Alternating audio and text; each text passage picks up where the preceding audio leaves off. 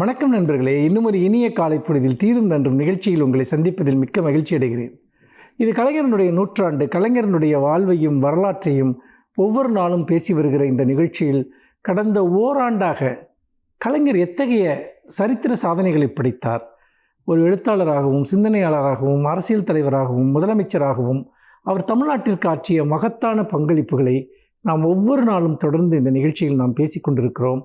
அந்த வகையில் சமத்துவத்திற்காகவும் சமூக நீதிக்காகவும் மாநில உரிமைகளுக்காகவும் நல்வாழ்வு திட்டங்களுக்காகவும் பாலின சமத்துவத்திற்காகவும் அவர் ஆற்றிய எண்ணற்ற திட்டங்கள் அவை இன்றளவும் தமிழ்நாட்டில் நீடித்து நிற்கின்றன, தமிழ்நாட்டை ஒரு நவீன சமுதாயமாக மாற்றியிருக்கின்றன என்பதை பற்றியெல்லாம் நாம் இந்த நிகழ்ச்சியில் நாம் பேசி கொண்டிருக்கிறோம். அந்த வரிசையில் நேற்று நாம் பேசுகிற போது அண்ணா நூற்றாண்டு நூலகத்தை கலைஞர் எத்தகைய ஒரு மகத்தான ஒரு கனவுடன் உருவாக்கினார் என்பதை பற்றி பேசினோம். அண்ணா நூற்றாண்டு நூலகம் மட்டுமல்ல, புதிய தலைமைச் செயலகம், அதையும் அந்த 2006 முதல் 2011 வரையிலான அந்த ஆட்சி காலத்தில் தான் கலைஞர் உருவாக்கினார். இது இரண்டுமே என்றென்றும் கலைஞரனுடைய புகழை நிலைநிறுத்தக்கூடிய ஒரு அற்புதமான ஒரு சாதனைகள் என்று மதிப்பிடப்பட்டது. அது கலைஞருடைய சாதனைகள் மட்டுமல்ல, திராவிட முன்னேற்றக் கழக அரசினுடைய ஒரு மாபெரும் ஒரு அடையாளமாகவும் அந்த சாதனைகள் உயர்ந்து நின்றன. ஜெயலலிதா அவர்கள் முதலமைச்சராக இருந்தபோது 2001 முதல் 2014 அந்த காலகட்டத்தில் அவரே இப்போதைய தலைமைச் செயலகத்தை மாற்றுவதற்கு முயற்சி செய்தார். அங்கே இருக்கக்கூடிய இட நெருக்கடி, போதுமான வசதிகளின்மை போன்ற பல காரணங்களினால் தலைமைச் செயலகத்தை ஜெயின் ஜார்ஜ் கோட்டையிலிருந்து வேறு இடத்திற்கு மாற்றுவது என்கிற முடிவில் ஜெயலலிதாவே அப்பொழுது செயல்பட்டார். ஆனால் அவர் ராணிமேரி கல்லூரியை இடித்துவிட்டு அந்த இடத்தில் தலைமைச் செயலகம் கட்ட முயற்சித்தார். அதற்கு அங்கு அந்த மாணவர்களுடைய கடும் எதிர்ப்பின் காரணமாக, போராட்டத்தின் காரணமாக ஜெயலலிதா அந்த முடிவை கைவிட வேண்டியதாக இருந்தது. சுற்றுச்சூழல் அமைச்சகத்தினுடைய அனுமதியும் அதற்கு கிடைக்கவில்லை. ஏனென்றால் சென்னை கடற்கரை பகுதியில் புதிய கட்டுமான பகுதிகள் எதையும் கட்டக்கூடாது என்று அப்போது ஒன்றிய அரசு விதித்த தடையின் காரணமாகவும் ஜெயலலிதாவினால் அதை செயல்படுத்த முடியாமல் போனது என்பதையும் நாம் பார்க்க வேண்டும்.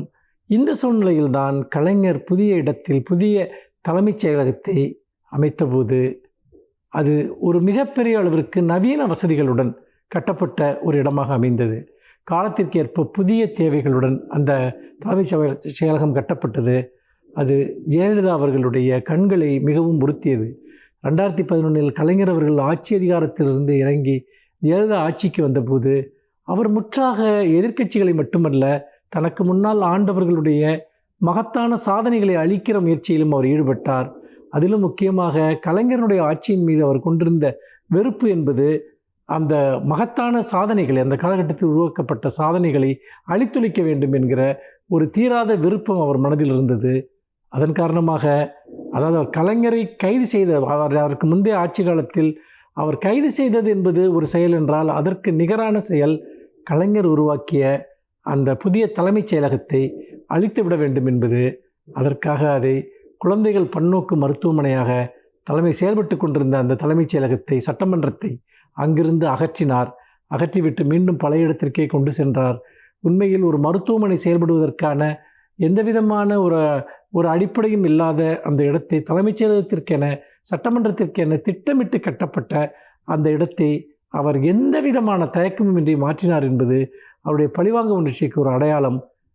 அதே போலத்தான் அண்ணா நூற்றாண்டு நூலகத்திற்கும் நடந்தது. அதை நாம் நாளை நிகழ்ச்சியில் பார்க்கலாம். மீண்டும் இன்னும் ஒரு புதிய சிந்தனையோடு உங்களை சந்திக்கிறேன். நன்றி, வணக்கம்.